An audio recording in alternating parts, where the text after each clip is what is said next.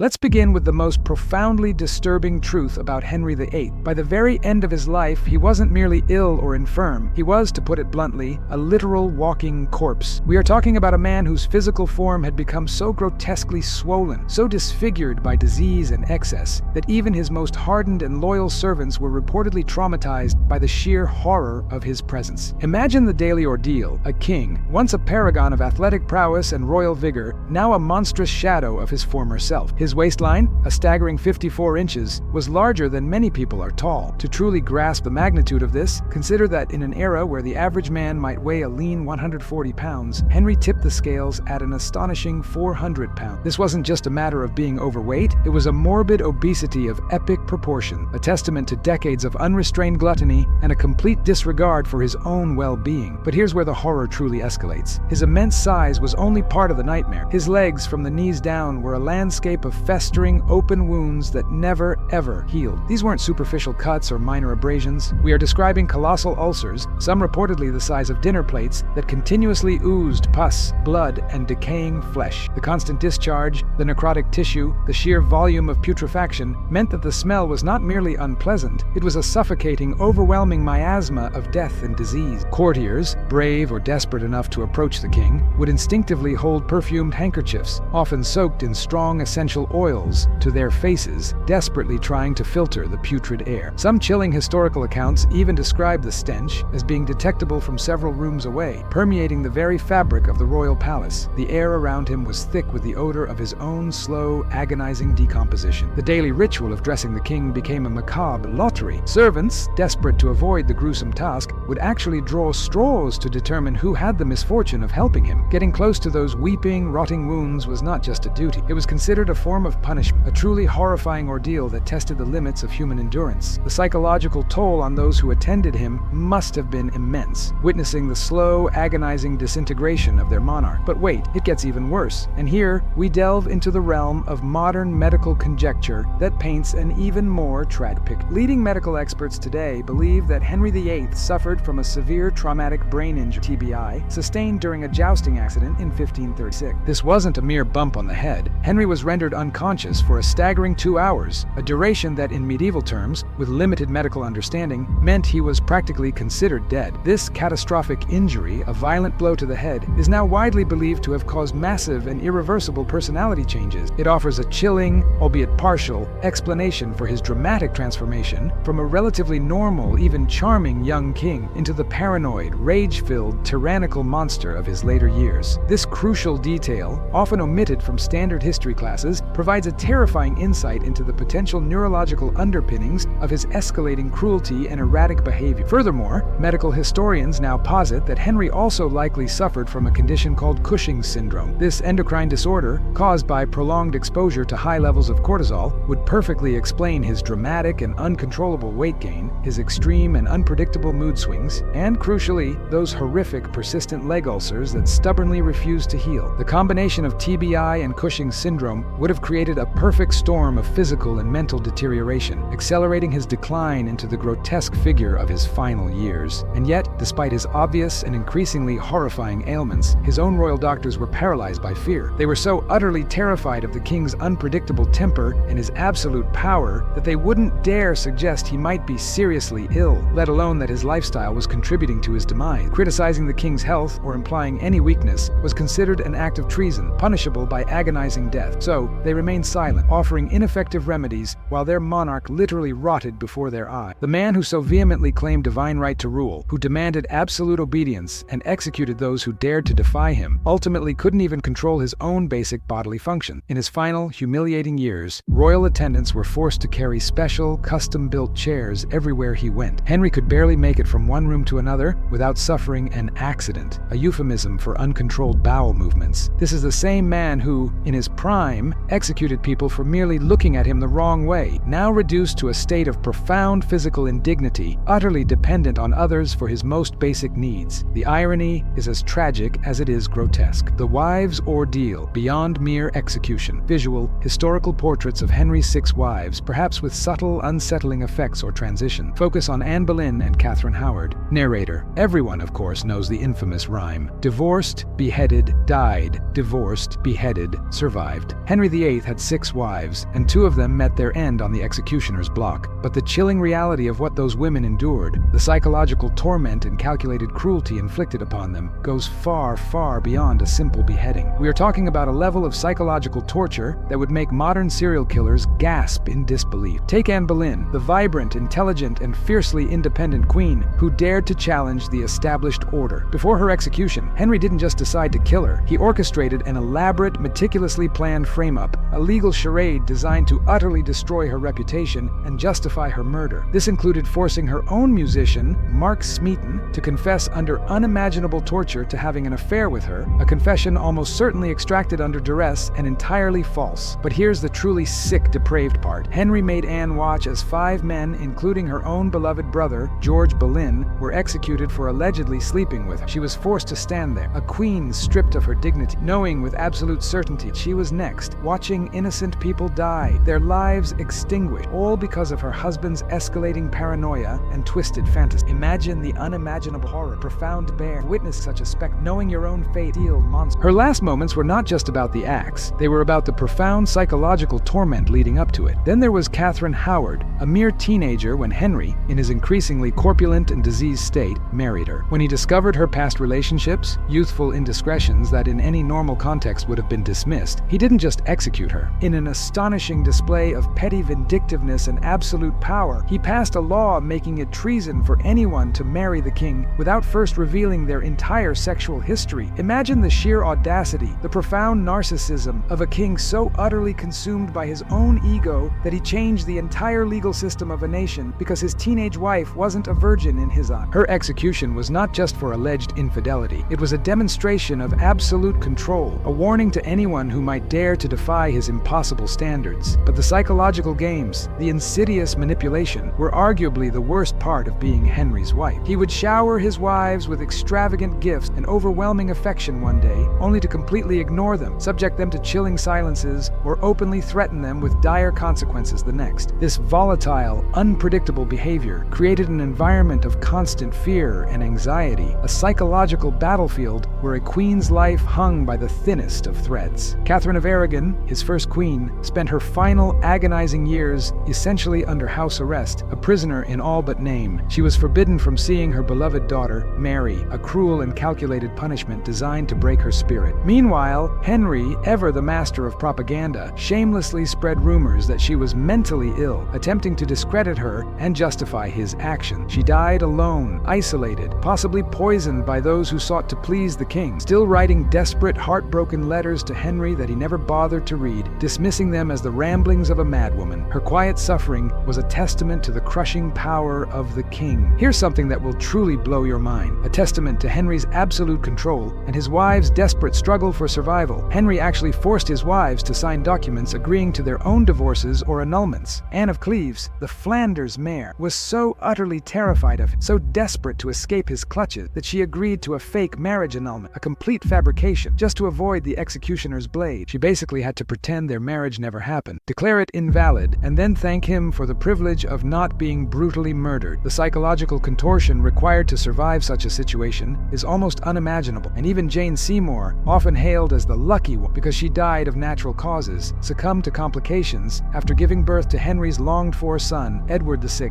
But Henry's callous disregard for human life was evident even then. He was already eyeing up his next wife, calculating his next marital move before Jane's body was even cold. He waited precisely 9 days after her funeral to begin actively planning his next marriage, a chilling demonstration of his view of women as disposable objects, mere instruments for producing a male heir. The man treated human beings, particularly women, like interchangeable, disposable commodity. And the most terrifying part is that these women, trapped within the gilded cage of the Tudor court, had absolutely no escape. Divorce wasn't an option for them. It was a tool wielded by the king. Running away meant certain death, hunted down as a traitor, and fighting back, resisting his will, meant not just your own brutal execution, but potentially the complete destruction of your entire family, your lineage, and your legacy. They were pawns in a deadly game, with their lives, and the lives of their loved ones, hanging precariously on the whim of a decaying tyrant. Insane appetites, the king's gluttonous rituals. Narrator: if you think competitive eating is a modern phenomenon, a spectacle of excess, wait until you hear about Henry VIII's daily food consumption. This man didn't just eat like a king, he ate like he was single-handedly attempting to cause cause a famine across his entire kingdom. His daily caloric intake was utterly staggering, a testament to a life of unrestrained indulgence and a complete lack of self-control. Henry consumed roughly 5,000 calories per day. To put that into context, that's more than double, sometimes triple, what an active adult male should consume to maintain a healthy weight. And remember, this was a man who, by the end of his life, could barely walk, whose physical activity was virtually non-existent. His diet was a primary contributor to his monstrous obesity and accelerating physical decline. But the sheer quantity of food wasn't even the weirdest part. It was what he ate, and more importantly, how he ate it. A typical meal for Henry was not a modest affair. It was a gargantuan feast that would put modern buffets to shame. Imagine an entire roasted pig, multiple whole chicken, several types of fish, often exotic and expensive, mountains of freshly baked bread, and enough wine to float a small boat, all consumed by one man in a single sitting. His royal kitchen staff, a veritable army of culinary professionals, prepared over 800 different dishes every single day just for his household, a vast retinue of courtiers, nobles, and servants. And Henry, the ultimate gourmand, would personally sample dozens of them, indulging his every whim. The royal kitchens employed over 200 people, working tirelessly around the clock, day and night, just to keep up with the king's insatiable, ever-growing appetite. But here's where it gets truly bizarre, veering into the realm of medieval superstition and eccentric obsession. Henry was convinced that certain foods possessed magical, almost mystical property. He genuinely believed that eating swan, a rare and expensive delicacy, would somehow make him more graceful, more elegant in his movements, a tragic irony given his later physical state. He consumed massive amounts of deer, convinced that it would enhance his prowess as a hunter, even as he could no longer ride or participate in the chase. And, perhaps most tellingly, he believed that oysters, consumed in vast quantities, would enhance his performance with his wives. So, he would gorge himself on these specific foods, devouring them in truly massive quantities, like some kind of medieval superfood addict, desperately seeking an advantage or a cure for his increasingly failing body. The man also had the strangest, most elaborate eating ritual, born out of profound paranoia. Every single piece of food that was destined to enter Henry's royal mouth was first tasted by multiple servants, known as tasters, whose sole purpose was to check for poison. But get this, he was so utterly consumed by the fear of assassination, so deeply paranoid, that he required his food tasters to wait a full 30 minutes after consuming the food before he would even touch any. This was to ensure they didn't drop dead from a delayed-acting poison, a slow killer designed to take effect after the king had already consumed his meal. Henry's meals were not merely sustenance. They were elaborate, theatrical performances fraught with tension, ritual. He would eat in front of hundreds of courtiers, a captive audience, and the entire process, from the first course to the last, could stretch for up to 4 grueling hours. Imagine sitting there, a noble or a foreign dignitary, forced to watch this massive, sweating, decaying king slowly, laboriously work his way through enough food to feed a small village, all while pretending that this grotesque display was perfectly normal, perfectly regal behavior. The air would be thick with the smell of rich food, and perhaps the faint underlying stench of the king's own rotting body. You won't learn this in your typical history classes, but Henry actually banned certain foods from his court, not because they were unhealthy, but because he deemed them beneath his royal status. Common people's food, like humble turnips and simple barley, were literally illegal at his royal table, considered too vulgar for a king. This is despite the fact that these simple, nutritious foods probably would have been infinitely better for his rapidly deteriorating health than the mountains of rich meats, sugary confections, and heavy wines he consumed daily. The truly insane part of this gluttony is that even as his body was literally falling apart, ravaged by gout, ulcers, and obesity, Henry kept eating more and more, apparently convinced that his divine royal status somehow made him immune to the devastating consequences of his own boundless gluttony. He believed he was above the natural laws that governed lesser mortals, a belief that ultimately led to his agonizing and undignified demise. Narrator: Henry VIII's paranoia wasn't just your typical trust no one attitude, a healthy skepticism of court intrigue. This man transformed his entire kingdom into a suffocating, all-encompassing surveillance state, a panopticon of fear that would make even the most ruthless modern dictators green with envy. By his final years, Henry was so utterly convinced that everyone, from his closest advisors to his own children, was plotting against him, that he systematically transformed royal life into a living nightmare for everyone around him. The very air of the palace was thick with suspicion, whispered accusations, and the constant dread of the king's unpredictable wrath. Let's start with his sleeping arrangements, a chilling testament to his profound fear of assassination. Henry slept with loaded crossbows positioned strategically next to his bed, their lethal bolts ready to fire at a moment's notice. He kept multiple multiple daggers, sharp and gleaming, tucked securely under his pillow. But even this wasn't enough to quell his tormenting fears. He also demanded that armed guards be stationed inside his bedroom, watching him sleep throughout the entire night. Imagine the psychological toll, being so terrified of assassination that you couldn't even close your eyes without witnesses, without the constant unnerving presence of armed men observing your most vulnerable state. Sleep, for Henry, was not a respite, but another arena for his paranoia. The palace itself, once a symbol of grandeur and power, became a fortress of paranoia. Henry ordered the clandestine construction of secret passages throughout every building he inhabited, a labyrinthine network of hidden routes. These weren't for romantic trysts or convenient shortcuts. They were designed solely so he could escape if assassins, real or imagined, came for him. He had peepholes, cunningly disguised, installed in walls, allowing him to spy on his own courtiers, observing their conversations and movements without their knowledge. Listening devices, primitive but effective, were hidden in meeting rooms, enabling him to eavesdrop on private conversations, gathering intelligence on potential disloyalty. The very walls had ears, and the king was always listening. But here's where it gets truly insane. A descent into a hall of mirrors of suspicion. Henry created an entire elaborate network of spies whose sole job was to spy on his other spy. He had informants watching his informants, creating this twisted, self-consuming web of surveillance where absolutely nobody knew who they could truly trust. Court life became a psychological horror show, a constant tightrope walk where saying the wrong thing, even an innocent remark, to the wrong person could literally lead to your agonizing execution. The fear of false accusation, of being caught in the king's web of suspicion, was omnipresent. Henry's food paranoia, already extreme, reached absolutely ridiculous, almost comical levels if it weren't so tragic. Not only did he have multiple food tasters, but he required his meals to be prepared in completely sealed kitchens, with armed guards watching every single step of the cooking process. The salt, the spices, even the water used in his food preparation had to be rigorously tested by different people, multiple times. He was so utterly convinced that someone, somewhere, would poison him that the simple act of eating a meal became a military operation, a high-stakes performance of vigilance and suspicion. The man even suspected his own children of plotting against him, a truly heartbreaking manifestation of his mental deterioration. He had spies watching Princess Mary and Princess Elizabeth, his own daughters, because he was convinced they were planning to overthrow him. These were mere children, and he treated them not with paternal affection, but like dangerous enemy agents within their own home, potential usurpers to his throne. The psychological damage inflicted upon them by this constant suspicion must have been immense. Henry's paranoia spiraled so out of control that he began executing people for crimes they hadn't even committed yet. He would have someone killed because he dreamed they betrayed him, or because someone else, perhaps a rival, suggested they might be disloyal in the future. The Tower of London, that infamous fortress of dread, was constantly full of people whose only crime was existing too close to Henry while he was in one of his paranoid moods, their lives extinguished on the flimsiest of pretexts. The truly terrifying part is that Henry's paranoia was so profoundly contagious that it infected his entire court, poisoning every relationship and interaction. Nobles started spying on each other, eager to gain favors or simply to survive. Servants betrayed their master for imaginary rewards or out of sheer terror. Everyone lived in a state of constant, debilitating fear, knowing that they could be the next victim of the king's delusional suspicions, dragged away to the tower on a whim, their fate sealed by a monarch who had lost his grip on reality. You'd think that Henry VIII's tyrannical reign of terror, his grotesque physical decline, and his suffocating paranoia would finally end with his death, bringing a measure of peace, if not to his victims, then at least to the kingdom. Right? Wrong. This man was so utterly committed to being a disaster, a force of chaos, that even his corpse, in its final journey, managed to cause absolute mayhem, a macabre spectacle that cemented his legacy as a king who couldn't even rest in peace. Let's revisit his final weeks, a period of unimaginable suffering and indignity. Henry was so monumentally massive, so crippled by his ailments, that he couldn't walk. His servants, a weary and traumatized cohort, were forced to carry him everywhere using a specially designed chair equipped with pulleys and wheels, a crude but necessary mechanical device for moving the colossal king. But here's the truly disgusting, stomach-churning detail. His leg wounds, those festering putrid ulcers, had become so severely infected, so deeply necrotic, that pieces of rotting flesh would literally fall off his body as they moved him. Imagine the horror. Servants, with grim faces, had to follow behind him with cloths and buckets, desperately trying to clean up the chunks of decomposing king that dropped onto the pristine palace floors. The air around him would have been thick with the smell of decomposition, a constant reminder of the horrific reality of their monarch. His death scene itself was like something ripped straight from a horror movie. Henry's body had swollen to such grotesque, unimaginable proportions that his skin was stretched taut, shiny, and almost translucent like a balloon about to burst. The stench by this point was so overwhelming, so utterly unbearable, that even his royal doctors, men who were accustomed to the gruesome realities of medieval medicine and the horrors of disease, had to repeatedly leave the room to vomit, overwhelmed by the putrid miasma emanating from the dying king. When he finally, mercifully, died on January 28, 1547, nobody, not even his closest attendants, wanted to get close enough to officially confirm he was dead. Such was the revulsion and fear he inspired, even in his final moments. But wait, it gets so much worse, descending into the truly unbelievable. Henry's body was so bloated with gases from internal decomposition, a result of his immense size and the rapid putrefaction, that his coffin had to be specially reinforced. They wrapped his colossal corpse in multiple layers of lead sheets, a common practice for royalty, and then sealed it in multiple heavy wooden boxes, thinking that this elaborate containment would somehow manage the inevitable mess. They were, as it turned out, very, very wrong. During the solemn funeral procession from London to Windsor Castle, an event meant to be a dignified final journey for a king, something absolutely incredible and utterly horrifying happened. The coffin, despite its reinforcements, literally exploded. The gases from Henry's decomposing body, building up immense pressure within the sealed lead lining, caused it to burst open with a sickening sound. Rotting royal remains, fluids, and fragments of flesh splattered all over the inside of the hearse, a gruesome, unspeakable mess. The stench, now unleashed upon the open air, was so horrific, so profoundly nauseating, that the entire funeral procession, a grand display of royal solemnity, had to come to a grinding halt. Servants once again were forced to clean up the unimaginable mess, scrambling with buckets and rags to contain the putrid overflow of their deceased monarch. Here's a detail that will haunt your dream, a final, undignified indignity for a king who claimed divine right. Dogs, stray curs from the roadside, were reportedly seen licking up the remains of Henry VIII that had leaked from his exploded coffin onto the road. The man who claimed to rule by divine right, who wielded absolute power, ended his journey as dog food on a country highway, a truly ignominious end for such a powerful figure. Even his burial became a disaster, a final act of chaos. They had to dig his grave extra wide, a cavernous pit, to accommodate the massive lead-lined coffin. But the ground kept collapsing, unable to support the immense weight of all that lead and the decomposing flesh within. It took multiple desperate attempts, a struggle against the very earth, just to get the king's remains into the ground and, more importantly, to keep them there, a testament to his pure physical bulk and the ongoing decomposition. And the chaos didn't end there. For years afterward, people reported strange, unsettling noises and terrible, lingering smells emanating from Henry's tomb. Some superstitious souls claimed it was his restless ghost, unable to find peace. But historians, with a more scientific lens, believe it was probably just more gases escaping from his continuously decomposing remains, a macabre, subterranean process that continued for decades, a final, lingering testament to his physical decay. You absolutely won't learn this in your standard history classes, but Henry's death was so profoundly traumatic, so physically disgusting for everyone involved, that several of the servants who handled his body died within weeks of his burial. It is highly probable that they succumbed to infections they caught from direct contact with his rotting corpse, a final, fatal curse from the king who literally rotted alive. So there you have it, the real Henry VIII. Not the charismatic, powerful king of popular culture, the dashing figure of historical romance, but a walking, oozing, putrefying disaster whose own body betrayed him as dramatically and as devastatingly as he betrayed everyone around him. A man so completely consumed by paranoia, by gluttony, and by an insatiable desire for control that he transformed one of Europe's most powerful kingdoms into his own personal horror show. The most powerful man in England, a monarch who reshaped a nation and defied the Pope, ultimately became a prisoner of his own decaying body, a victim of his own excesses. And even death, the ultimate equalizer, couldn't end his capacity for causing absolute, grotesque chaos. His legacy isn't just the Church of England or his 6 wives. It's a chilling, unforgettable masterclass in how absolute power, unchecked and unchallenged, can transform a human being into something genuinely monstrous, a figure of both immense historical importance and profound physical horror. If these disturbing, unvarnished royal facts made you question everything you thought you knew about history, perhaps it's time to hit that subscribe button, because trust me, there are plenty more horrifying truths that textbooks conveniently leave out, and you haven't heard anything yet.